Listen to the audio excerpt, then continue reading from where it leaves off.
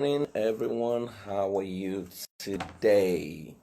It's such an awesome privilege for me to be with you. This is episode 6 of PFthinks. Well, we've done a week already. I'm so grateful for saying about the session. Thank you very much. We do this every 3 a.m. And so I want to thank you very much for always joining me. Okay, so today is Sunday, so this session is not going to be long because I know that, some of you are Christians and you're going to go to church, and well, you are going to attend church, yeah, maybe from home or some especially for nations that are on lockdown. Now, today I'm talking about understanding mentoring 101. So mentoring is something that a lot of people do not understand, and it's a word that has been used. Emmanuel, thank you for joining. It's a word that has been used. I can slide it away. Well, let me do you're welcome. It's a word that has been used carelessly, across board in almost every nation.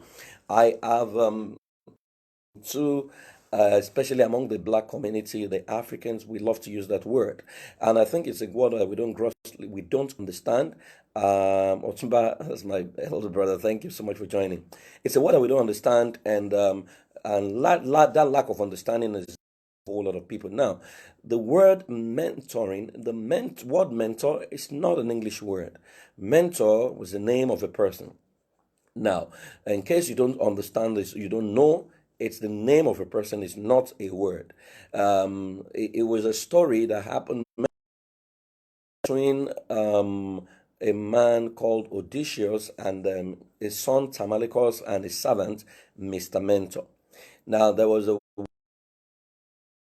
an era where empires would fight themselves, and the war can go on for months or years. And Tamalicus, the son of Mr. Odysseus, was a very young boy who was still growing, and the father had good hopes and aspirations for the boy. So there was a war that was going to take the father away. So the father handed the son Tamalicus to Mr. Mentor, and he gave him the prescription that he desired, and how he wanted his son to be raised. He wanted his son to be a very responsible man. He wanted him to be a leader. He wanted him to be a royalty. So he went to war, and he was not sure of coming back. So he went for so many years, and weren't sure he was still alive. But somehow, Mr. Mentor went ahead to raise Tamalicus to become everything his father desired. Now, when after several years, Odysseus came back miraculously, because very sure he was still alive. He came back to meet his son and Mr. Mentor, and realized that his son had become everything his son became.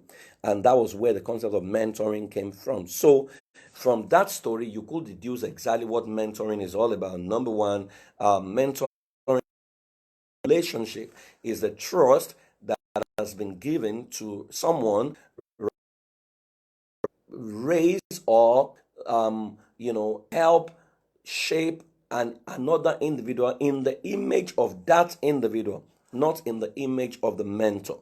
So the goal of mentoring is not cloning. The goal of mentoring is formation. Right? I'll take that again. The goal of mentoring is not the goal of mentoring is formation. Right. So it's presumed or assumed that one, the mentor is a knowledgeable person who knows exactly what he's doing. That's one. Two, it's assumed that the mentor has distinguished himself in a particular sector or in a particular field. Right. In fact, the mentee becomes a staff and is carrying their book up and down for the rest of their life. The mentee never gets to share the stage. He never gets to get into the limelight. He just becomes a servant who is serving for the rest of his life. Mentoring is not servitude, right? Number 5 or 6, the mentee, the mentor can never be insecure of the success. Mentor must never be insecure. So if there's any word that mentor must not have, is the word insecurity. The moment you have a mentor who is insecure, a mentor who is afraid of your authenticity and afraid of your success, that tries to pull you down, that is not a mentor. A mentor must never be insecure. That's one word that the moment you find in the life of your mentor, he ceases to be a mentor. Now, a mentor is not all knowing. You need to understand that. And that's why sometimes the mentee can disagree with the instruction of the mentor, and the mentor must not get angry to the extent that it becomes mentee. You must allow the mentee to have a mind of his own and take a decision of, as a matter of fact, that the mentee can take a decision that contradicts you is proof that you've properly responded with a mind of his own. He may fail at that decision, but you need to applaud him instead of getting upset that your instruction is not, because the mentor is not a totalitarian leader who just dishes out instruction without the mentee having a mind of his or her own. That's one of the important things. Number 7, the highest level of mentoring is when the mentee becomes a mentor to his mentor. Now, a whole lot of people never teach this, especially in Africa, because we love to lead people for the rest of our lives. So we say here things like once a mentor, always a mentor. There's nothing like that, right? You can refuse to grow after a while as a mentor that your mentee can. There are areas of expertise that may not be on your radar, that may be on your blind spot, that the mentee can develop capacity in those areas. Now, once it develops capacity beyond you in that area, that's the beauty of life. We are meant to be interdependent. Then you can actually become a mentee to your you can become a mentee to your mentee after a while, right? So you need to understand that. Now, so there's nothing like, oh, I have been your mentor, so I will know beyond you. If you don't grow yourself, your mentee can outgrow you. Now, from everything I've said so far, it will be clear to you that the goal of mentoring is for the mentor to help the mentee become himself or herself, not to become like a clone of the mentor. What we see around here is that people say, oh, that's my mentor. They want to talk like their mentor. They want to act like their mentor. They want to think like their mentor. So you see extroverts being led by introverts. They want to be like their mentor. No, personality differs, so you don't have to be like a mentor. Then the other thing is people don't even know who should be their mentor. Now, you must be specific about the area that person has demonstrated. Naturally, what I do is I go for the number one in my field, right? That's the only way, the only way to grow, right? I don't seek for a second best because I know exactly where I want. So there's no point, beating about the bush. Now, there are different areas that you can seek mentoring. There is nothing like this is mentoring is not fatherhood. You need to understand that, right? A lot of people seek fatherhood. Maybe because their father has not demonstrated enough to demonstrate fatherhood. So everybody's looking for father up and down, even though they don't even also understand the principle of fatherhood, because a man cannot be your father whom you don't have his phone number, whom you can call at any time.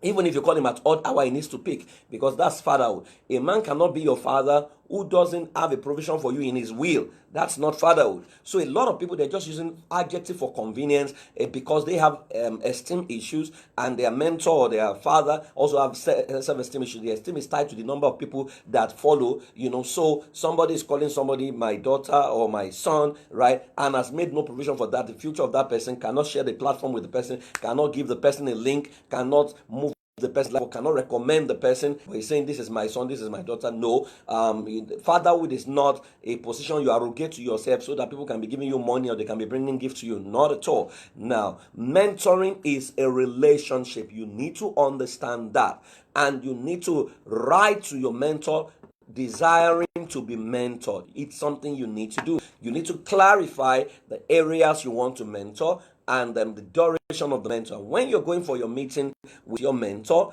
right, you need to pick your sheet of paper, because a mentoring experience is a listening experience, then a questioning experience, right? It's not just a listen where you surrender your heart and the person begins to pour into you such that you don't even know yourself anymore. No, it's a quizzing experience where you can ask your mentor a lot of questions, and your mentor is never perfect.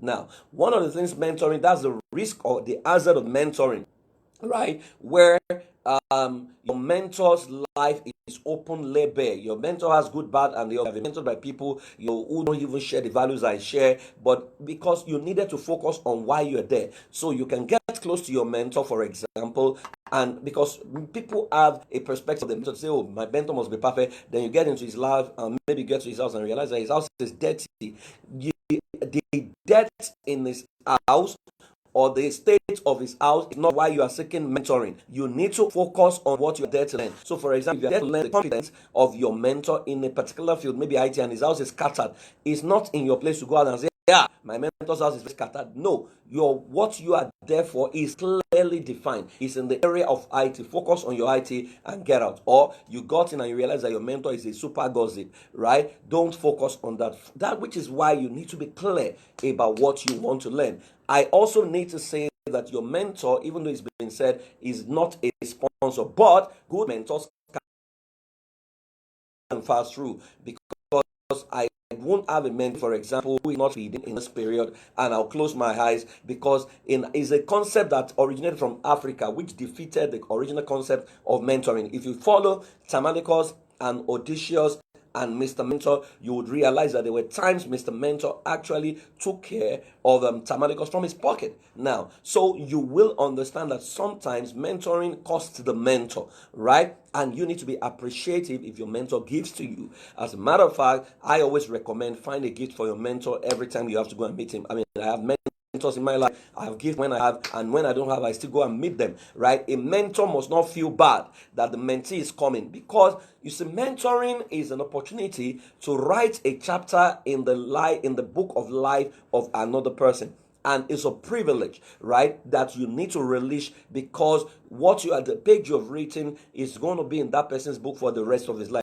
So it's an opportunity to inscribe your signature in the life of another person, and partner with God to raise someone to become the best version of themselves. Your mentee must never become another clone of you. That's one of the things I fight a lot in my mentees, to say you cannot become like me. And some of them come, they don't even have, they just say, I want to be your mentor, I'm your mentee. They don't understand what mentoring relationship is all about, because they just want to stay around you for the rest of their life. That's not mentoring. So it needs to be clearly defined. The duration must be agreed on. Who you must become must be clear. Jesus told his mentees, follow me, I will make you fishers of men. It was very clear.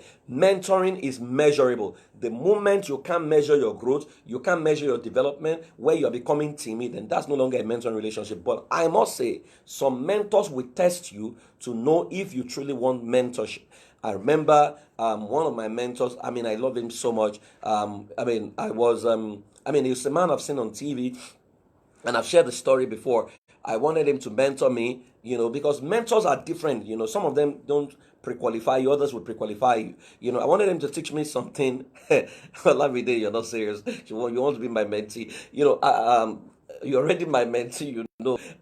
So I wanted to to learn how to do personality analysis and blah blah blah from him. So I've seen him on TV. My mom will always call me to say, "Come and see this person. Come and see me. I think you should meet him." Right. So I've not met him.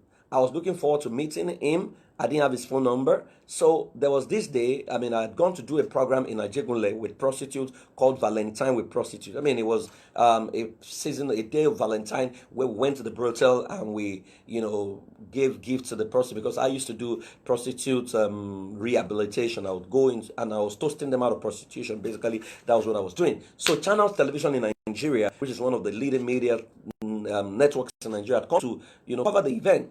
Now, so apparently he had seen it, right? He had been monitoring me. I didn't know. So there was a meeting at Daystar Christian Center, and it was facilitating on personality. As I stepped into the meeting, this meeting was a meeting of about 2,000, 3,000, 5,000 people. The auditorium was packed, the old auditorium. Now, as I stepped into the meeting, he cited me. Then he paused what he was doing. Then he said, in front of everybody, that young man needs to be careful, because he's growing too popular, right? He's already going on media. It was as if the land had to just open up and swallow me.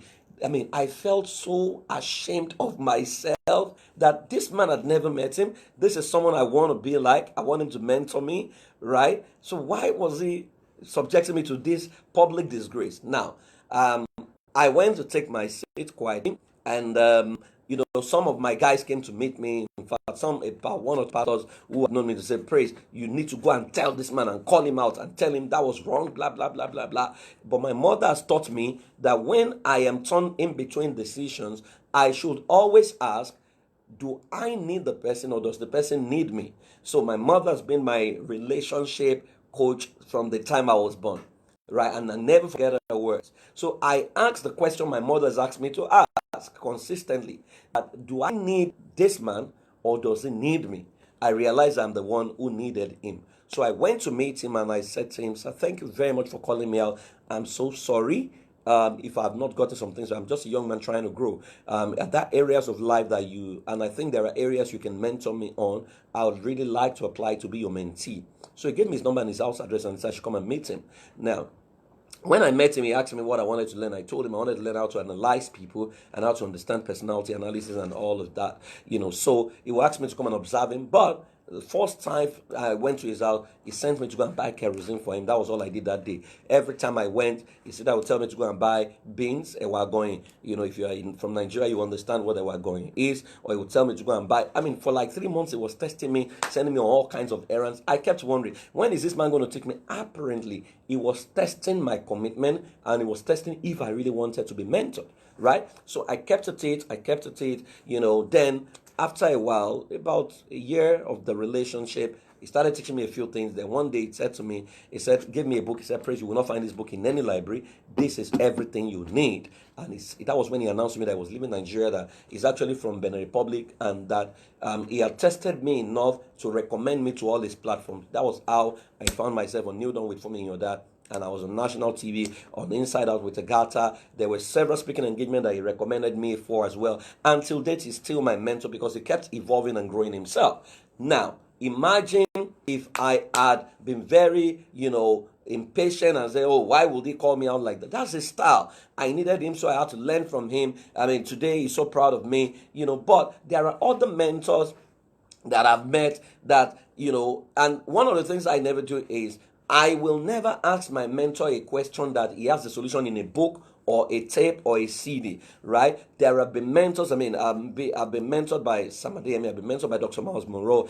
The first thing I did with those two, they were different from that other guy, right? From that other man, right? With them was I consumed everything I could find about them, right? I read all their books. I listened to all their tips I could lay my hands on. That by the time I met it, I remember one day I met Dr. Miles and I was telling him everything he has taught week by week throughout that year. And he screamed. And he called me, put me and said, "This is my only member in Nigeria." And we started laughing about it, right? That you don't waste your mentor's time. Mentoring, a mentee relation is not hanging around your mentor, just to be seen around your mentor. That's not what it is. It's a purposeful relationship. So you need to be very, very clear, right? And pay the price, right? So if you have so I see people say, "Oh, that person is my mentor." They have not read a single, it has not cost them anything to invest in their mentor's materials. Then you wonder, what kind of mentoring is that, right? Your mentor is not an advisor, even though advisory is part of mentoring, right? So it's not just someone you just call, say, "I just want to talk to you." No. And you are not asking questions that he has solved. If he has videos on YouTube, go and plug yourself and listen to everything. There was a year I listened to everything Dr. Monroe was doing, including the places they invited him to. As long as there was live streaming, I will join, right? And that was why I grew so rapidly, right? I would read these books, I would finish the books. Even when I didn't have money, I bought the books. So it's important for you to understand that mentoring, actually, the ultimate thing mentoring will do for you is that it will reduce your propensity to make a mistake, right? That you will learn from your mentor, because mentoring is vulnerability. Your mentor must be vulnerable to tell you his mistakes so that you avoid them. Then you will avoid his mistake, but also you will fast track your season. So whatever it has taken your mentor 30 years to achieve should take you 6 years or less, right? Because you already know what to avoid, and your mentor will tell you how to run ahead in the direction of where you want to go. Now, mentors can recommend people, right? So mentoring is not servitude where you are just following the person up and down. I remember that when I was being mentored by Fela Duro, a fella would take me for a meeting and he would say, "Praise, can you come and greet them?" He will put me on the platform. The first time I went for him for a training, he asked me a question. He said, "Praise, if you have something to teach these bankers, what will it be?" I said, "I can teach them personality analysis." So immediately I got into my laptop, I pull out my slide, and he put me on the platform. Now, so a lot of people I've seen people who say, "This is my mentor." How can a man be your mentor for 12 years of your life? You are following him and you have not stepped onto his platform. He has not even announced you that this is my beloved mentee in whom I'm well pleased. That's servitude. That's not mentoring, right? there's no mentoring that requires you to be following the person for 12 years of your life. No. What exactly are you learning? This thing I tell my mentees, anything that can be learned in 1 month, I'm not going to allow you learn it in 1 year, because I don't want to waste my time, I don't want to waste my life, and I don't want to waste other people's time and their life as well. So I have shared this for you to understand mentoring, right? And for you to understand that your mentor doesn't have to be perfect, you only have to learn what you want to learn from your mentor. And once the relationship is over, appreciate your mentor, be grateful for them, and move on, right? And you can move from one mentor to the other, especially when you have other things to learn. You can have mentors in different areas of your life, and so it's not something to brag about, so because that will be low self-esteem. Some people just throw out names. I've seen people who will say, that's my mentor, and I say, have you met him? They say, no, I've not met him, it's just my mentor. Yes, there's mentoring from afar, but somehow mentoring is a relationship where the mentee is aware, the mentor is aware. Mr. Mentor was very, very clear that I was mentoring Tamalikos,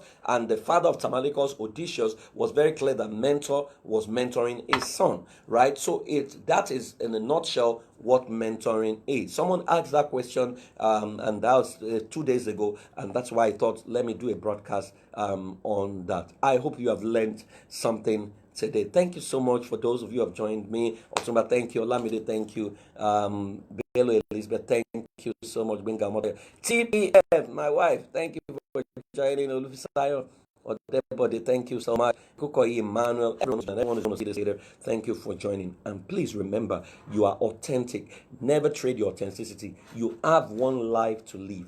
Don't blow it away. Please maximize your life. Don't wait till next year.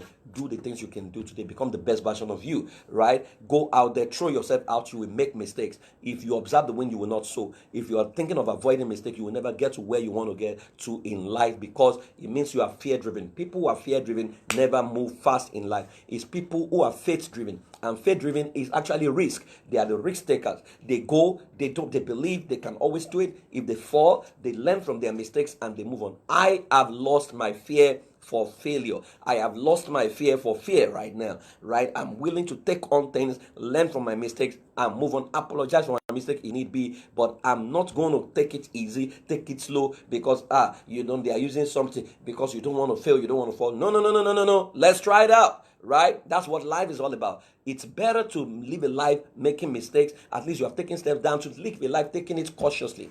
The parable of the talent revealed that the man with one talent, he didn't want to take any risk. He just kept it safe. Of course, what he had was taken away from him. Increase only responds to use. Use what you have to bless someone, and it will increase. Thank you so much for joining me. I hope I've answered that question. Have a fantastic Sunday. Bye-bye. I'll see you tomorrow as we take episode 7. Bye-bye.